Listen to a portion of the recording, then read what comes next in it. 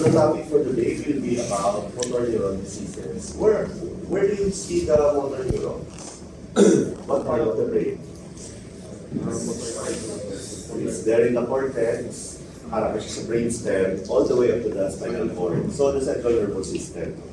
We get to see the motor neurons. Primarily, ang function sa motor neurons, motor in function. Especially the piriform cell. So there's a spinal cord, there's the gray matter of the spinal cord, and then the third order neuron there is the anterior horn cell.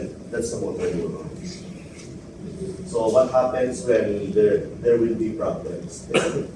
Okay, so motor neuron diseases, a group of diseases which include progressive degeneration and loss of motor neurons with or without similar lesion in the motor nuclei in the brain.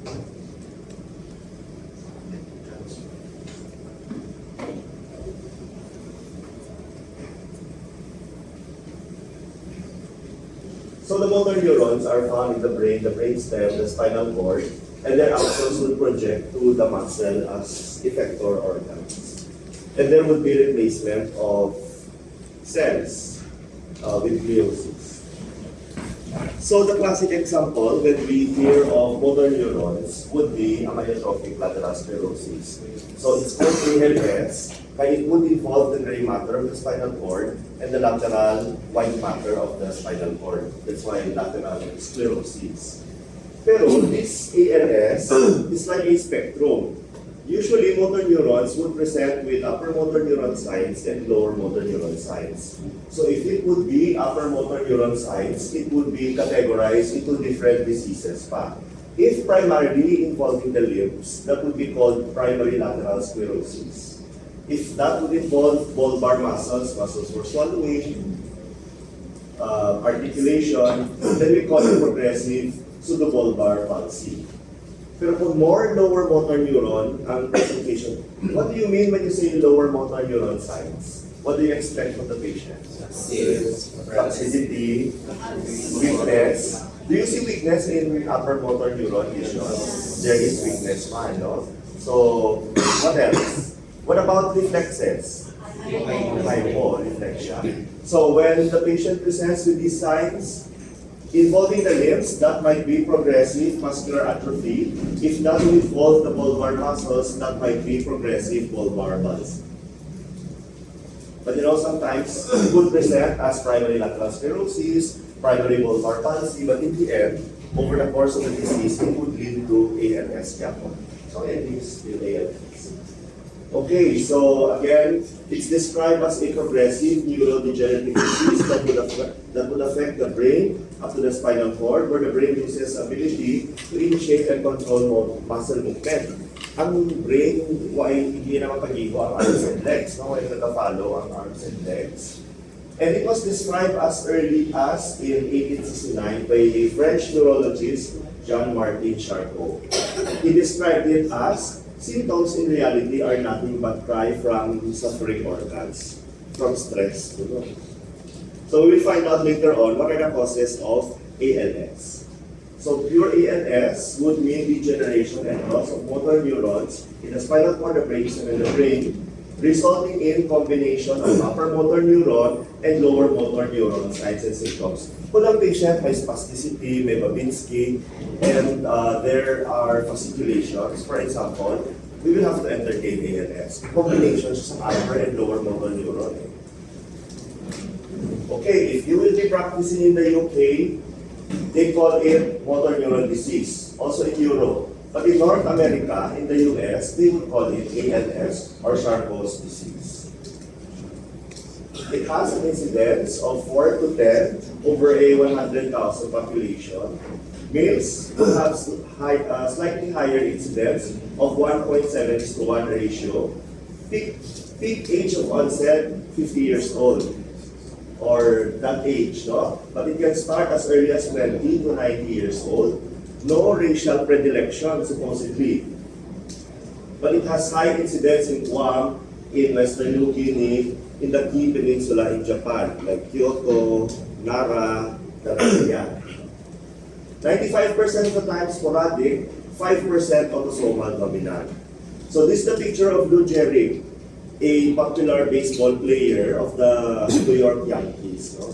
He was diagnosed with ALS at around age 35. He manifested full symptoms around after 1 year, 36 years old. He passed away at 37. So that fast, classic ALS. No?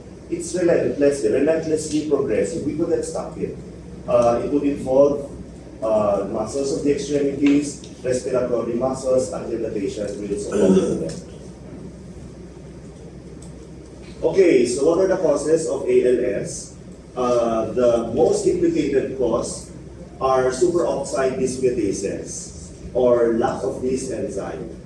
So superoxide dismutase should be able to eliminate oxygen-free radicals. So there are several of these superoxide dismutases. Copper, zinc, superoxide dismutase, manganese, superoxide dismutase, and extracellular superoxide dismutase. But in chromosome 21, the deficiency is copper, zinc, superoxide dismutase 1, which would lead to accumulation of free radicals to cause neurodegeneration. Glutamate. Glutamate is what kind of neurotransmitter? Inhibitory or excitatory? Excitatory. No? So there's predominance of there's neuroexcitotoxicity. So it's an excitatory neurotransmitter and found to have increased levels in the CSF post-mortem because of the deficiency of this transporter. Excitatory amino acid transporter 2 in the motor cortex and spinal cord, leading to neurodegeneration. So that's the second. No? There's also clumping of neurofilaments in the cell body and axons. So we will find residual proteins post-mortem. There can be autoimmune reaction. Ang body responds differently to stress, to damages. When we say autoimmune, so for example, there's stress or there are foreign organisms that will enter into the body, ang body will develop its own defense mechanism to kill the organism. But in return, it would kill the normal part of the body. Then there will be toxic serum factors to the adherent cell. Lack of normal growth factor. Sometimes you will just say, why not grow ang natural protection sa body? No? Or in cases of malignancy, you will just say, there should be 2 more suppressor genes na wala niya suppress ang overgrowth of these cells. So for ALS, there's lack of neurotrophic factors which are needed for survival of the neuron, like the ciliary neurotrophic factors in the ventral horn of the spinal cord, which are nerve growth factors. Okay, well, implicated man ang environmental exposure, like including apoptosis and viral infections like retrovirus, human T-cell lymphoma virus 1. Okay, many other causes. Lead, mercury, pesticide, toxicity, cigarettes and alcohol might cause ALS, no? And occupational workers, farmers, and industry workers. Heavy manual labor. So after all, this correlates to the presumption of Dr. Charcot, no? Stress might lead to mutation, metaplasia, and lead to ALS. Well, this is interesting. At one point, there was a case report of 2 patients diagnosed to have ALS, and they were struck by lightning. So that can also cause ALS. And diet, which would include high fat intake, high glutamate intake, low fiber, and low antioxidant. Ano nga diet ang rich in antioxidants? Supposedly. Anong mga diet? Rich in antioxidants? Fruits and vegetables, protein diet, no? Nuts, like that. Okay, so what parts of the brain will be affected in ALS? The cortex will be affected. So that would mean that ang cognitive function of the patient can be affected. Or parts of it. Corticospinal tract. What's the function of the corticospinal tract? Is it motor? Is it sensory? Is it balance? It's motor. So weakness, there will be weakness. Brainstem nuclei 5, 7, 9, 10, and 12. That's why the bulbar fibers or eating, swallowing function will be affected. Degeneration of Clark's nucleus in lamina 7 of the spinal cord. What's the function of this? Is it proprioception? Is it balance? Is it pain and temperature? Is it motor? The function of the nucleus dorsalis of Clark is proprioception, dorsal column function. And there can be degeneration of the spinocerebellar tract, so there will be balance problems. But this is more implicated in the familial type of ALS. Familial ALS. Diba? 95% sporadic and 5% autosomal dominant. Okay, what are spares? So, cranial nerves 3, 4, and 6. What is the function of 3, 4? What are the functions of 3, 4, and 6? Extraocular eye movements, no? Ano kani ang mnemonic for that? Which one innervates which muscle?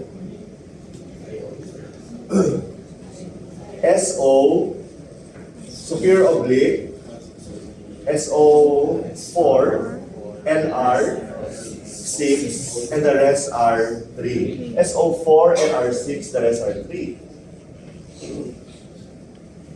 Okay, so the Olof's nucleus or the Olofovic's nucleus is also spared in the ventral S2 of the anterior horn cell, which provides innervation to the pelvic floor muscles, anal and urethral sphincters, meaning to say, bowel and bladder function of the patient. Is it affected or not? Hindi, may spared siya o no? As well as sensory function. Okay, so how does this progress ang ALS? It would be progressing continuously. So, affecting adjacent structures. If it started sa cervical spine, then it can affect the cerebellar, the brainstem area.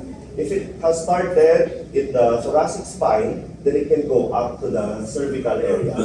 Within regions of the spinal cord before going to other regions, and usually it's caudal going rostral. Where is rostrum? What is rostrum? Kung namin siya caudal, where is caudal? Part of the body. Sa buli, no? Caudal is lumbosacral area. And where is rostrum? Rostrum is the head. So from caudal, going rostral. Rarely would it go from rostrum, caudal. Okay, or cervical to bulbar, caudal to rostral. Okay, so there is superoxide dismutase 1 deficiency. There will be activated microglia. They are scavengers to the brain.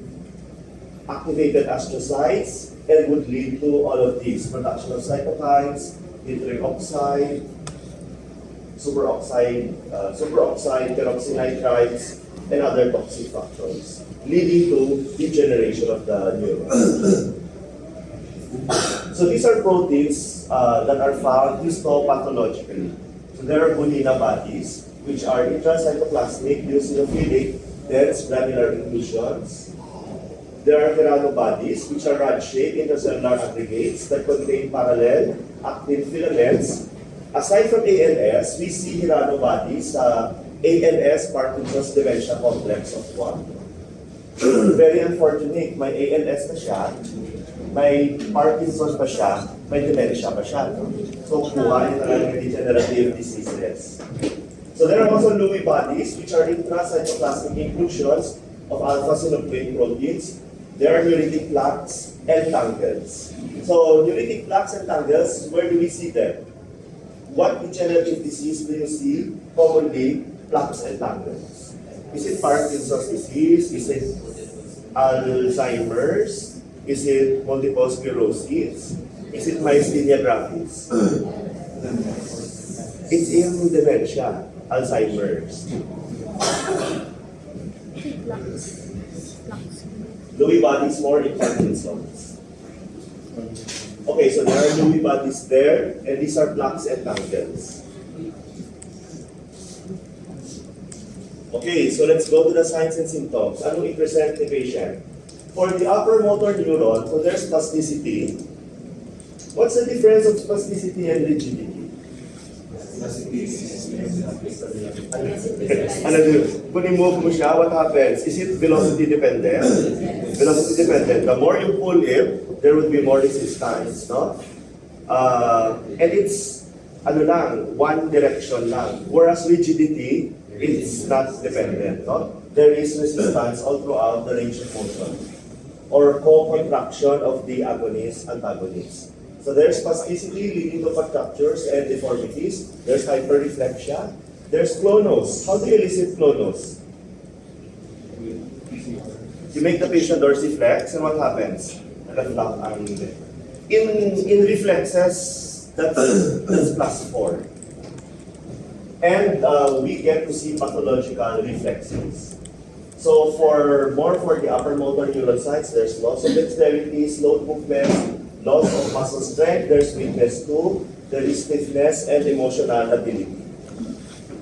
Okay, so for the cervical aspect, so there's hyperreflexia and there's Hoffman spasticity. How do you elicit Hoffman sign?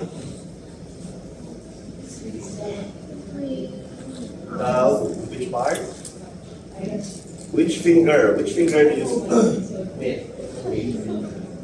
So you flip the middle finger, and what will happen? You flip this. What's the positive sign? There's contraction of the index of the thumb, no? Like that. Like that. Every time you flip it, like that. Okay? So that's like an equivalent of Babinski for the upper extremity. So the patient would show positive Hoffman sign. For bulbar involvement, these are the tests that we do. Jaw jerk, so we tap the chin, and there's, what do you see? When you tap the chin with a reflex hammer, what do you see? There's contraction of which muscle? Masseter muscle, no? So there's jaw closing. Snout reflex, you make a line with the philtrum, and there would be protrusion of the lips. Palmomental reflex, how do you elicit that? So, syempre palmomental, no? You stroke the palm, and what happens? What's a positive test for palmomental reflex? Mental, where's the mentalis muscle? Mentalis muscle is the chin. So every time you stroke here, there would be contraction of the mentalis muscle. Okay, so the bulbar aspect or palsy, and the glabellar reflex. Where's your glabella? Where's the glabella? Sa forehead. Every time you tap it, ang normal response should be closing of the eyes. But after a while, nag-accommodate na, so no more. Ma-open na lang. But in patients with frontal lobe damage, towards continuous tapping, nag-close ng eyes nila. They couldn't open, they couldn't relax anymore.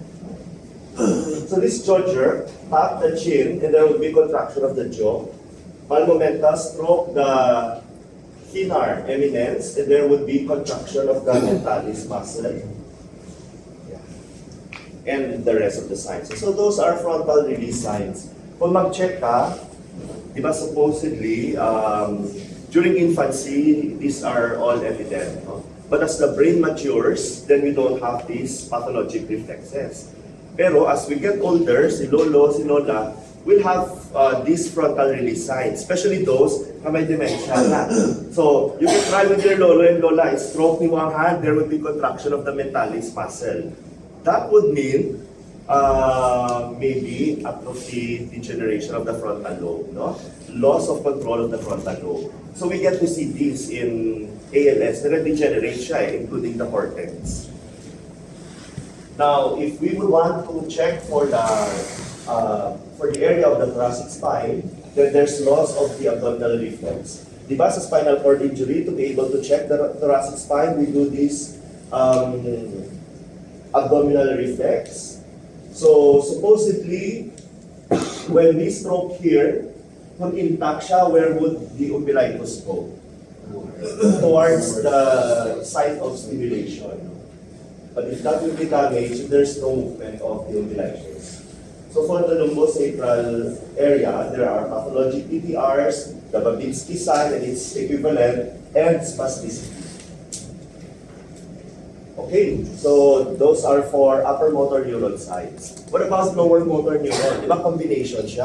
So we will try to spot of lower motor neuron sites. There's loss of muscle strength, atrophy of the muscle, denervation atrophy. There are fasciculations. So most evident in the tongue. What's the difference between fasciculation and fibrillation?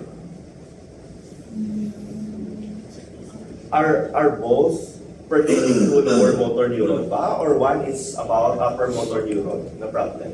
Pagsiling ka fasciculation and fibrillation. Is one related to an upper motor neuron problem? Both are lower motor neuron. So fibrillation, fasciculation, lower motor neuron siya. No? But how do you differentiate one from the other?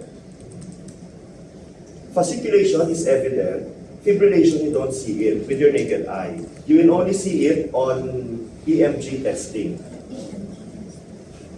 So here, we make the patient protrude his tongue and look for fasciculations. That's one of the areas for lower motor neuron sites in ALS.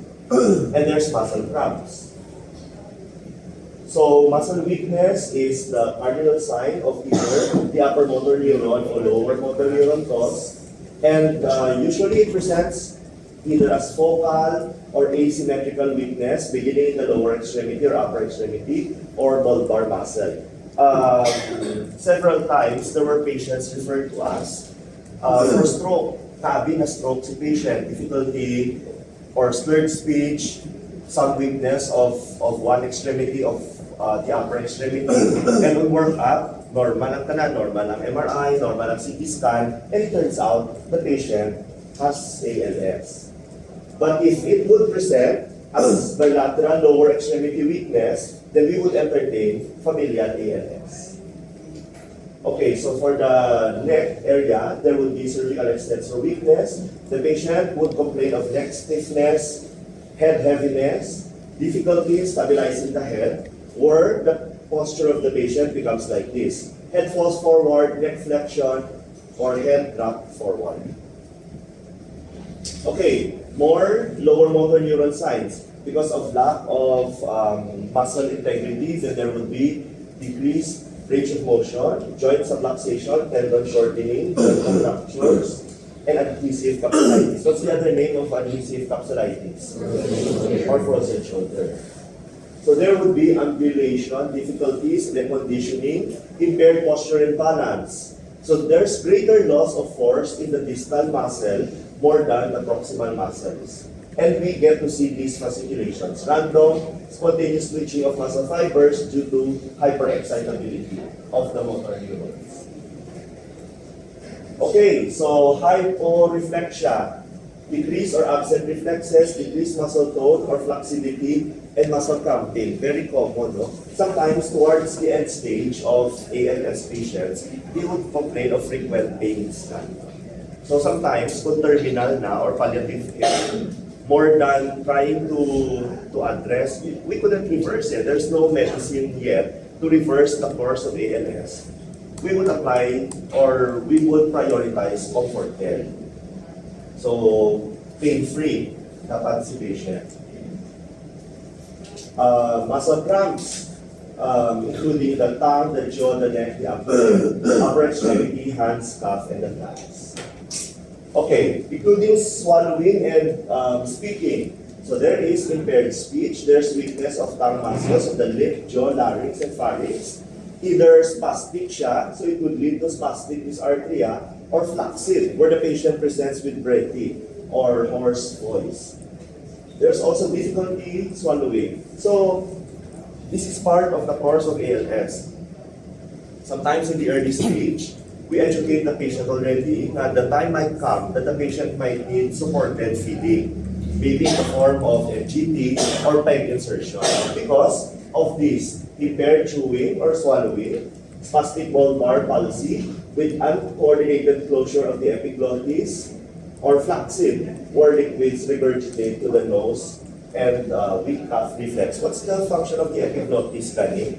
So there's the trachea, the yeah, and then there's the epiglottis, and then the esophagus at the back. So when you swallow, when it pushes food to the back, what happens to the epiglottis? It goes up to close, no? Pasaka siya to close, and there's the coordinated function of the epiglottis. Cyanorea, so excessive salivation. And drooling because of absence, one wing and weak lower facial muscles. Okay, so what are the common presenting signs? 63% of the time it's weakness. 22% present with bulbar signs. 9.7% presents with atrophy. Pain and cramps, 8.8%. Fasciculation, paresthesias, weight loss. Spasticity, ganyan 1.3% lang, no? Very low. Okay, which part of the body is commonly affected? So 19.8, about 20%, weakness of both lower extremities. Kung one leg lang, 11.9%, one arm, so diguro nagasuspect na kasi na stroke patient. One arm weakness, 10.7%, both arms, generalized weakness and hemiparesis, 3.8%. There are also inconsistent signs. Bawal na doon, wala siya kanin sensory involvement. Why siya bowel and bladder involvement? But in severe cases, there can be. So there can be sensory dysfunction, bowel and bladder dysfunction, ALS. And this can be life-threatening. No? Fluctuations of the vital signs, up and down sa BP, up and down sa heart rate, can be fatal to the patient.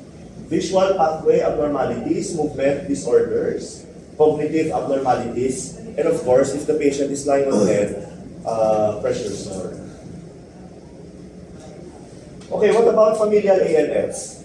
So it has autosomal dominant inheritance of variable penetrance. Male and female will have equal ratio. Younger ang onset. Di ba 50s ang ALS? This one is younger. With higher incidence of cognitive changes and chorea. What's chorea? It's involuntary movement. Which part of the body? Is it more proximal or more distal? It's distal. And how does it manifest? Is it twisting or jerky? Jerky. Jerky, no? Chorea, jerky. What about twisting? What is that? Twisting, nakalulubag sila at itoy. That's why sometimes there's chorea acetosis, no?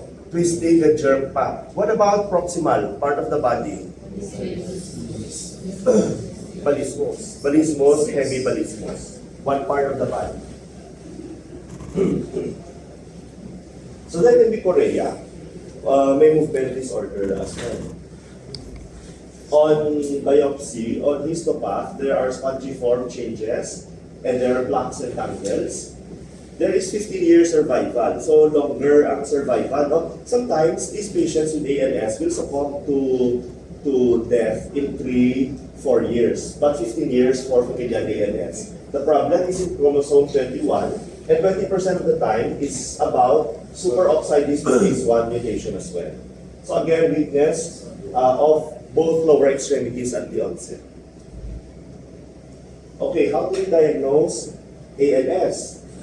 Is it just about upper motor neuron signs and lower motor neuron signs? So for the lower motor neuron signs, we see that clinically, electrophysiologically, and neuropathologically. Upper motor neuron sign by clinical exam, and there's progression of disease within a region or to other regions by clinical exam or history. There should be absence of other signs or other diseases and no evidence of other diseases by imaging. Like wala na stroke si patient, wala sa peripheral neuropathy, wala sa toxic neuropathy, like that. So this is the L-Escorial criteria for the diagnosis of ALS. Just remember, there's one na suspected ALS, then there's the category of possible ALS, probable, what about probable ALS, and definite ALS. So if the patient will present with upper motor neuron and lower motor neuron signs in 3 regions, that's definite ALS. Kung upper motor neuron and lower motor neuron combination in 2 regions, the arm and the leg, that's probable ALS. Pwede man one region lang, supported by the MG and CV, that's probable ALS. Kung one lower motor neuron sign or one upper motor neuron sign in one region lang, that's suspected ALS. In Japan, they came up with another criteria, the Awaji-Shima criteria. So almost the same, no? There's definite ALS, probable ALS, and possible ALS. So man, 3 regions of upper motor neuron, lower motor neuron combination is definite. 2 regions is probable, and in 1 region, that's possible ALS. So for the regions, ang bulbar region is taken as 1. Ang spinal cord is taken as 1. Okay, so what are diseases that we will try to rule out to say that this is ALS? So there are toxin exposure, lead, mercury, aluminum. There are metabolic or medical conditions, hyperthyroidism, hyperparathyroidism, hypoglycemia, kaluluya, kaman mo, with low sugar. Hexosaminidase deficiency, paraneoplastic, no? If the patient has lymphoma or small cell lung CA or cervical spondylosis. Paraproteinemias, overgrowth of proteins in the bodies, mga multiple myeloma, like that. Multiple system degeneration, like CJD, spinocerebellar degeneration, polio. Bacterial infection like Lyme's disease will also present with weakness, and vitamin B12 deficiency will also present with weakness and nerve damage. So testing, aside from clinical and history, what else do we do? Creatine kinase would typically be normal, but maybe increase in 2 to 3 times normal in half of the patients. Are we going to request for CSF exam? This may show mild protein deviation, but it's not a practice. We don't request for CSF or lumbar tongue to detect for ALS. No? All other labs should be normal. The most important will be EMG and CV. So, nerve testing and muscle testing. Sensory nerve action potentials should be normal. Compound motor action potentials may be normal or may show decreased amplitude. So the nerve conduction velocity, ang rapidity of nerve conduction will appear less than 80% of the lower limit of normal. Distal latency will be more than 1.5 times the normal, and F response is more than 1.3 times the normal. Diba, fibrillation, nakita ka lang sa EMG and CV. So there are fibrillations and fasciculations in 2 muscles in 3 extremities. So the head is taken as 1, the paraspinal, another 1. This is my last slide. This is my last slide. Okay. So prognosis na, if you have a patient, what is the role of PT? No? Sa next week, we'll be talking about more types of these motor neuron diseases. Diba? There is the primary lateral sclerosis, tamo pa, mga motor sensory neuropathy, we'll be talking about those. No? So all of these motor neuron diseases, whether mild lang siya, ang ending nila tanan-tanan, ALS na nagyapon. So what is the course of this illness? The most important prognostic factor is the age of the patient at the time of onset. So if the patient would have it at 35 to 40 years old, it will have a better survival rate. Makalabot siya 5 years. But 35, no?